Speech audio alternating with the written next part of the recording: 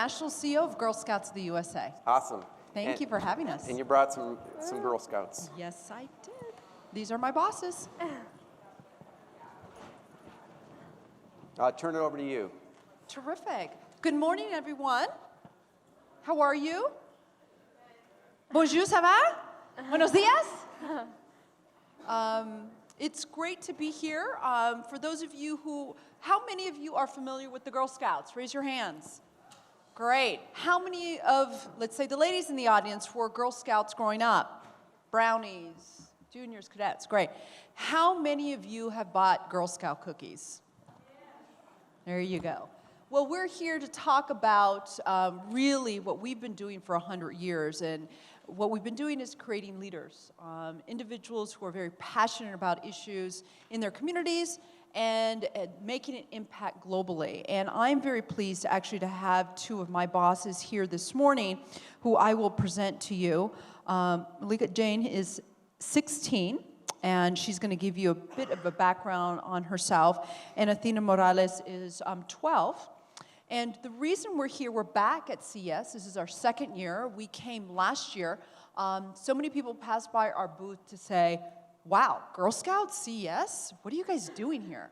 And the reality is that we've been focused on STEM and STEM education for 100 years. One of our original badges 100 years ago was an electrician badge.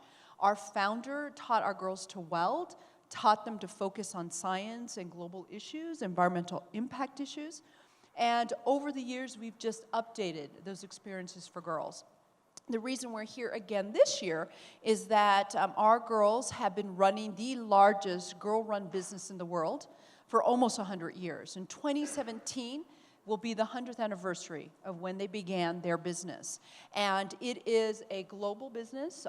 It allows them to raise approximately $700 million in 1 quarter of the year. So it is nothing to sneeze at. And it all stays local. They reinvest it. They are philanthropists in their local communities. They are funding most of your animal shelters, your congregate meal sites, your parks, and they're using the revenue to actually invest in infrastructure to take on projects. So whether they're passionate about the ecosystem or child labor issues, and most recently our girls who are working on their Gold Award are focused on global issues dealing with child labor, sex trafficking, issues that are really impacting girls globally. They're also very focused on ensuring that the millions of girls that currently do not have access to education in other countries get access to that amazing opportunity. What Digital Cookie does for them is that it provides the first ever e-commerce platform for our cookie program. They are now running a multi-channel business. And I'm really excited to have these young ladies here today because they're going to explain to you why they wanted a platform of this scale and why Girl Scouts has had such an impact on them. So ladies, do you want to start first? Why don't you tell the audience a little bit about yourself? Sure. So my name is Malika Jane. I'm currently an 11th grader from San Jose, California. This is my 12th year of Girl Scouts. I am an ambassador, so I have 2 more years before I graduate.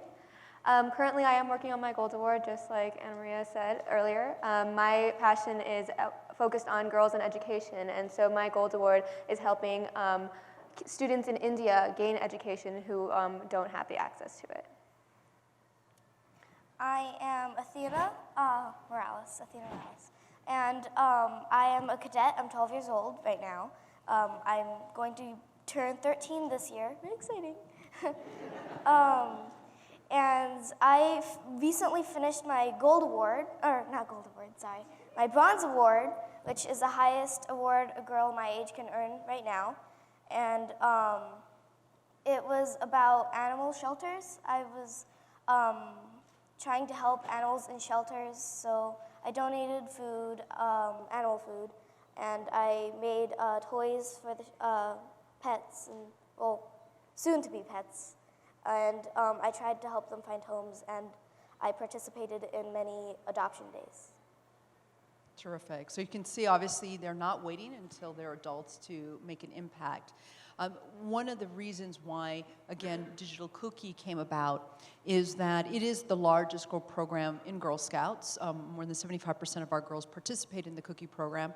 And as we talk to our alum in this country, which happen to be 59 million living American women, 1 in 2 American women wore our uniform. And if you talk to most small business women, owners of small businesses who happen to be women, many of them started their business experience selling our Girl Scout cookies.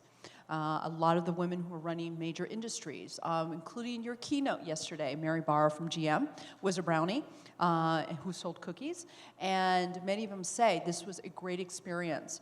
But what they told us a few years ago is they needed us to update the program to really teach them about e-commerce, to understand marketing skills via the internet.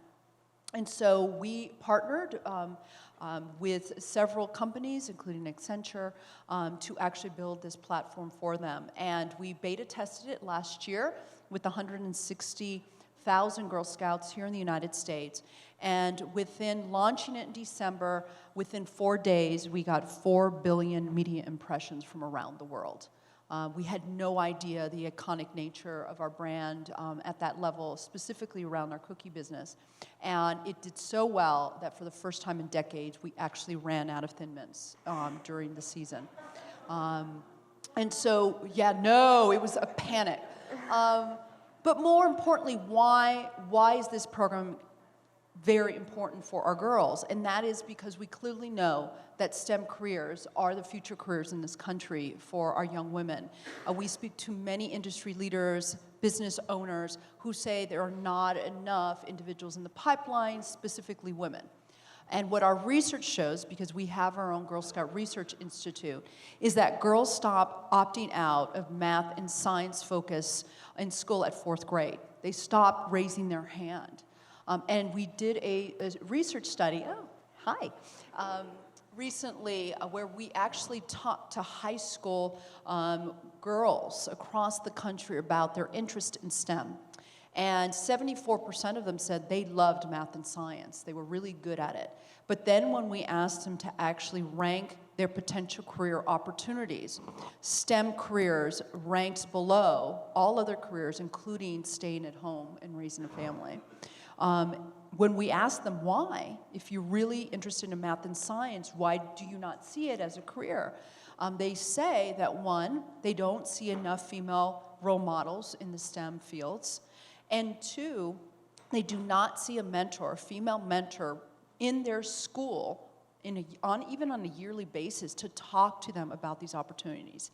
And 3, we found out that one of the #1 factors that leads a girl staying on the track to take the AP math courses, calculus courses, science courses in high school, and then going on to college to focus on that STEM area, is what the male figure says to her in her family around that opportunity. So what her dad is saying to her, her uncle, a mentor, and whether or not that male mentor is saying, this is an opportunity for you, let me open up those opportunities for you as well. So I don't know if you wanted to jump in at this point. I do, because this is Kids at Play, and we don't get many kids smuggled into CES, and it's so rare. And these guys, I want to ask them some questions from an outside point of view, because you bring reality to this. But I didn't want to interrupt. No, please. I'm sitting back and she's asking great questions. So the first question is, so I have 2 daughters. And stay away from boys. I just want to tell you that.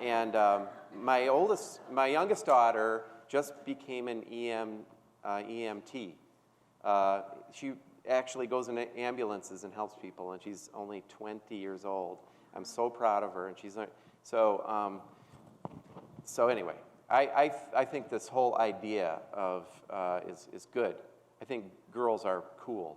All right, but the question is, your dogs. Very important information. I know each of you have dogs. What are their names? Kobe. And My dog, oh, sorry. Oh, sorry. 100 pounds? 100-pound Labrador Retriever, yeah. Okay, and? I have a dog named Cheese. He's a Brittany Spaniel. Well, they're not considered Spaniels anymore.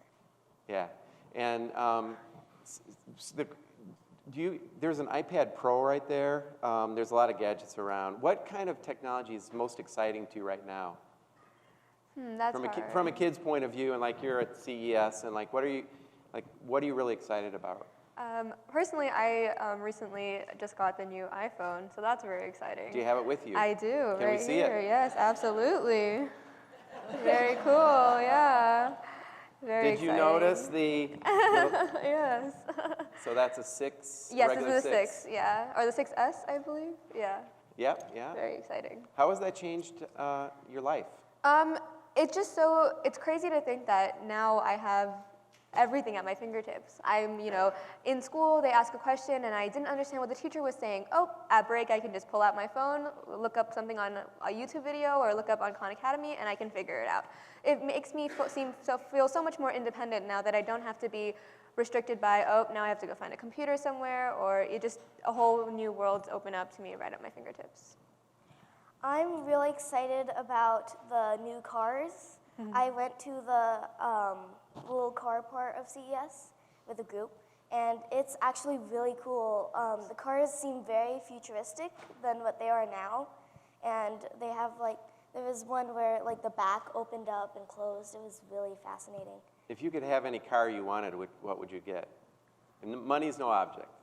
I'm a very strange person. I really like old cars, like a 50s Ford, and mint green. That's my dream car. All right. I fell in love with my dad's Porsche, so that car is just... Well, you can just drive that over to my driveway anytime. He won't let me touch it, so... and I just got my license. I'm like, hey, Dad, why don't you hand that car up? Nope. What color? It's a silver one. Silver Porsche. Nice. Yeah. Or it's Porsche. Porsche, Yes, yeah. of course. Cool. Now, this whole thing about Girl Scouts and tech, do you think it's a good thing? Absolutely.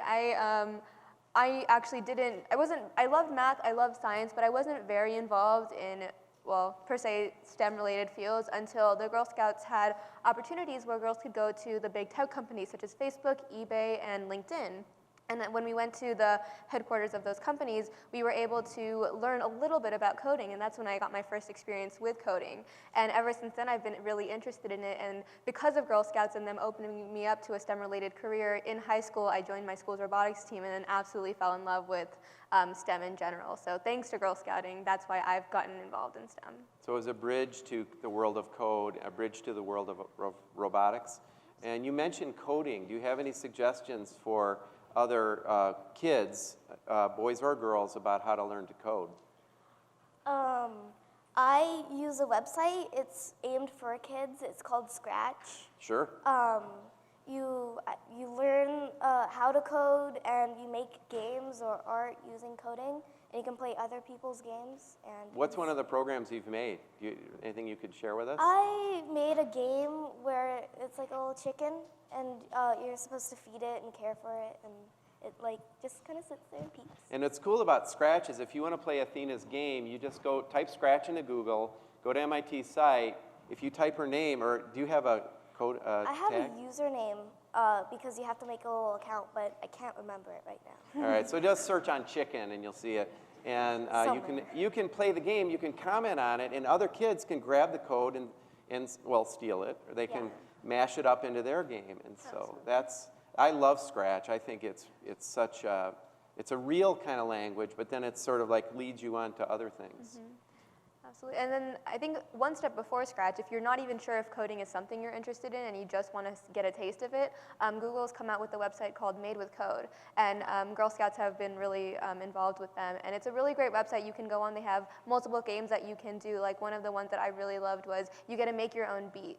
And so you get to code the beats, and then you can try out how it sounds. So it's just a really fun, interactive way to get girls and boys involved in coding. That's cool. And so what else should we talk about? You guys probably have some questions for some real kids. So Beth, you want to just, Mike's coming up behind you. If you could talk a little bit about the digital cookie, and I was talking with somebody in your booth about how you're selling cookies and teaching kids about e-commerce, but what else would you like to sell through Girl Scouts that would help to teach you about STEM and empower you? That's a hard question. Yeah. I think, absolutely. I think personally, cookies have been a big part of at least my Girl Scout experience. So for me right now, the digital cookie all seems so new and it's so exciting. So I think the first step I want to do is make sure I can actually, use digital cookie to sell a bunch more cookies. I think the one thing I love most about digital cookie is that you can really express why you're trying to sell the cookies. Personally, I'm raising money for my Gold Award and for other service projects that my troop and I go on. And I think it's really important for people to understand that you're not just selling cookies because that's a part of Girl Scouts. There is actually a means behind the reason that you're selling the cookies. And when people are able to understand your motives behind selling the cookies, I think they're more vested in supporting you as a girl and purchasing Girl Scout cookies. The cookie is a symbol. Yes. Absolutely. All right, any other questions or comments? Right over here.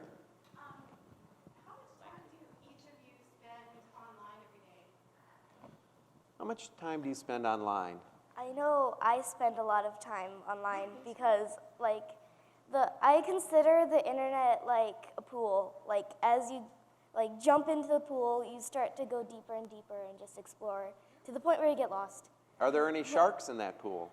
Yes, there are. What are some of the sharks that parents don't know about that we all should know about? Just pretend they're not here.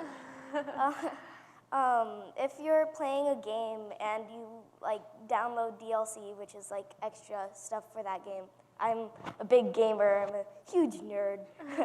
At least that's what I've been told. I take that as a compliment. But you could get viruses if you're not careful. You have to make sure you know what you're getting. And DLC stands for? Digital. Isn't it downloadable content or something yeah, like that? downloadable. Stuff you have to pay for yeah. or There is free DLC, extra characters for. What games do you like? What are some of your favorites? I love Legend of Zelda. That's my favorite series. I also love Mario Kart. And I usually play against the computer. And you can get extra characters and new carts. So I just got to interject here because Mr. Miyamoto, who designed Zelda, won the Legend Award for the Cappies.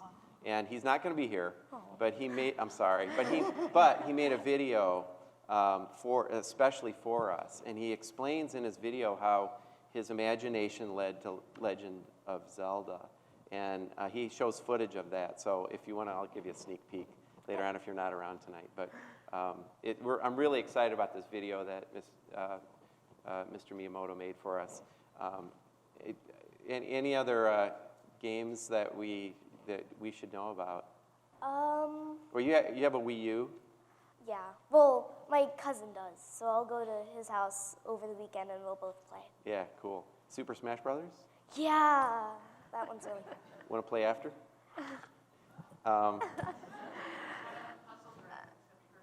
I've heard of that one. I haven't played it, but I do have an iPad, and there's a bunch of spin-offs on it. There's a game I play called Puzzle Lot, where basically you have a little hero and you do puzzles, and you have to figure out the way to beat the boss using puzzles. And you can basically level up your defenses by, it's kind of like Bejeweled Blitz. You know how you have to match the gems? Well, you match the shields and you bring up your defense. Hi, I'm Beth Hanning. I'm the first LEGO League coordinator for Northwest Florida. And I want to hear a little bit more about your involvement on the robotics team. Oh, sure. So I joined my school's robotics team, Team 581, Blazing Bulldogs, when I was a freshman in high school.